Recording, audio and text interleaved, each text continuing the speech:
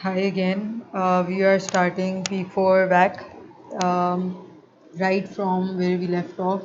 KE under CAPM. In case of diversification, when you diversify, you are basically choosing a different line of business to invest in. But when you are expanding, you are choosing the same line of business, but obviously you are expanding through probably more branches or through probably more factories of your own company. But in case of diversification, your current beta equity becomes useless. Competitor or proxy beta equity is um, useless, and you need a new fresh beta equity. So what you do is in ungearing, you compute the beta equity by adding the beta asset. Sorry, you compute the beta asset and by adding the proxy or competitor data, and for ungearing you uh, add your own results and then you compute the beta equity. So the example given, um, it says company debt to equity ratio is 2 is to 3. By market value, risk free rate is 12% and market rate is 15%. Company has a beta equity of 1.2. Company is thinking to enter into a new line of business and has found a proxy company with beta equity of 1.1 and debt to equity ratio by market value of 1 is to 3. Tax rate is 30% and requirement is to compute KE under CAPM in case of expansion. But in case of expansion, you always use the company's beta equity only. But the other requirement says KE under CAPM in case of diversification. Now, the question says following data relates to ABC Limited. Share capital is given to us $0.2 per share and 8% debentures are also mentioned. Share price of ABC Limited is $3 per share and debts are trading at 120 to 100 and are risk free. Tax rate is 30% and company has beta equity of 1.2. ABC wants to enter into new industry and has found XYZ as a competitor whose data is share capital is $0.5 per share and 10% debentures are issued.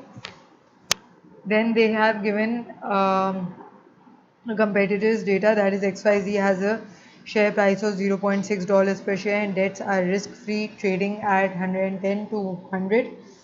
XYZ has a beta equity of 1.05 and RF is 15, RM is 18%. Now you need to compute KE under diversification, that is KE under CAPM if ABC enters into new industry. And I'm sure you would be able to do both of these examples, right? Um,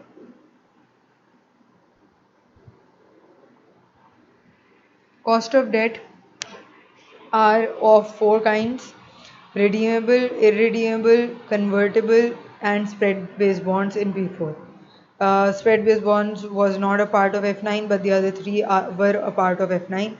In case of redeemable, your time period is known. In case of irredeemable, time period is not known. And in case of convertible, uh, a company gives an option to its loan note holders that at the time of redemption, what we can do is we can offer you new shares rather than taking the redemption amount. So we can convert these loan notes into shares. Spread based bonds are when bond yield is compared to the benchmark yield, that is basically the spread, and the spread based bonds tell us the ranking. According to the spread, we know the ranking of the bonds, and according to that ranking, we know the value of that bond. So the spread based bonds, the formula is KD is equals to RF plus spread, where 100 basis points is equals to 1%. So 200 basis points is going to be 2%, right? Example 1 gives us KD, RF was 3% and spread was 0.2%. So we had to compute KD. I computed it through 3.2% and KD1 minus T would be considered 2.24%. Okay.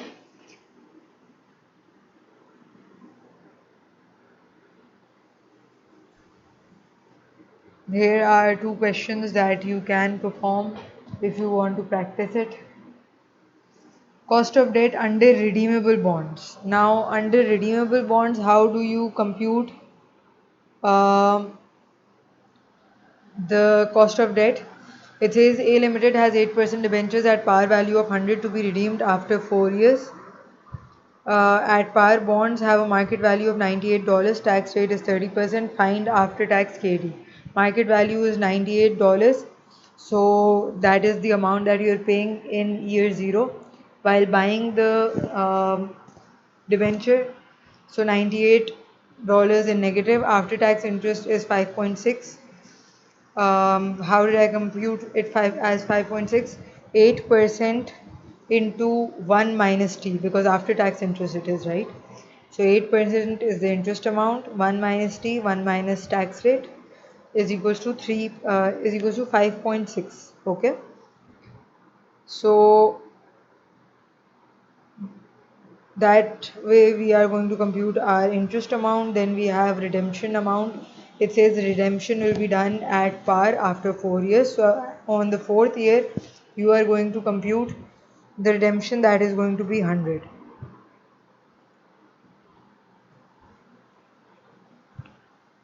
Then you will compute the present value, the net present value, and because the debentures, the ones that are redeemable or the ones that are convertible, the method that we use to compute their cost of debt is the IRR method. So you have to compute another net present value.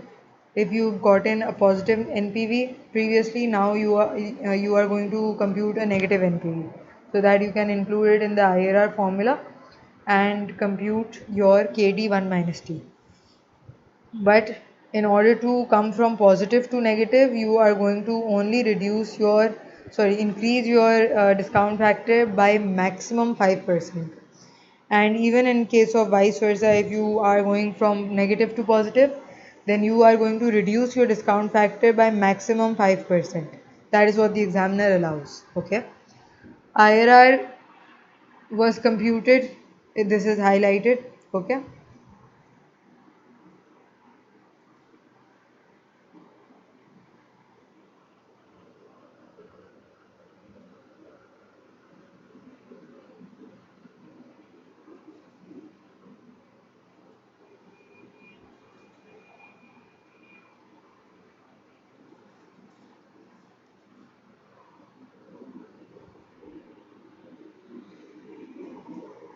These are the examples. Then we have a question about convertible loan notes. So, how are you going to compute it? Again, with the IRR method.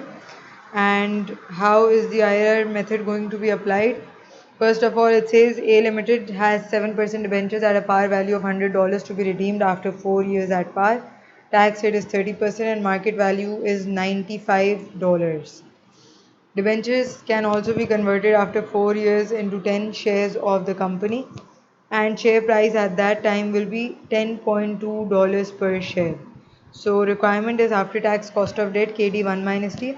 If converted, in year 0, 95 is your market value. After tax interest is going to be computed in the same way as we do in redemption. The only difference in the redemption and conversion is of the amount that you receive at conversion. That is, in this case, you are receiving 10 shares at $10.2 per share. So the value is going to be 102. Whereas if you would have done this for redemption, the amount would be only 100. So you are basically earning less in case of redemption than in conversion.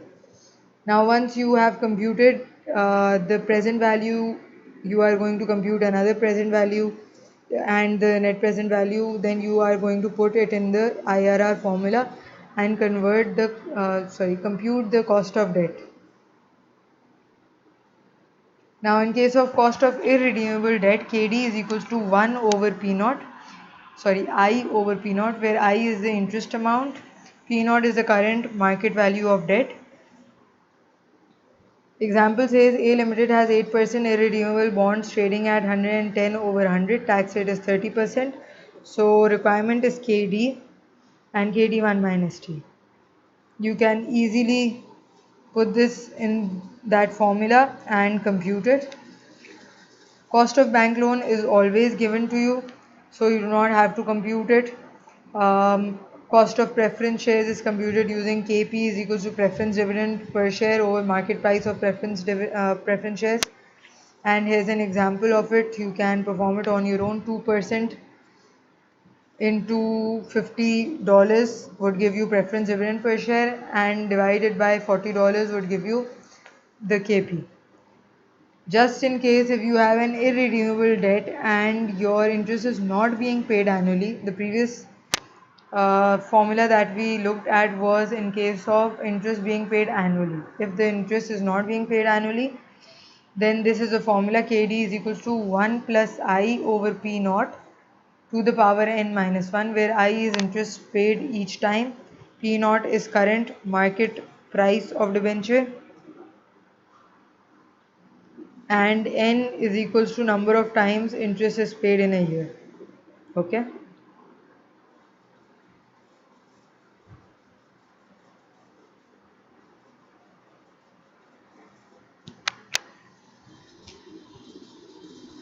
Here is an example that I have performed for you. A Limited has 8% debentures, irredeemable at par of $100 and market value of $90. Tax rate is equals to 30%. Interest is paid quarterly. Now requirement is KD and KD1 minus T. How are you going to compute it? I plus 1 plus I over P naught to the power n minus 1, where I is not being paid annually in this case. It is rather being paid annually, quarterly. So 8% into 100 would give you $8, right? But you are paying it quarterly, so what you need to do is you need to divide it by 4, because there are 4 quarters in 1 year. So you are basically paying 4 times in a year. So 8 divided by 4, you would get $2 that you are going to pay as interest amount in every quarter. To the power 4, why? Because you are paying 4 times over $90 minus 1. And in case of KD1 minus T, 9.1% into 1 minus 30%.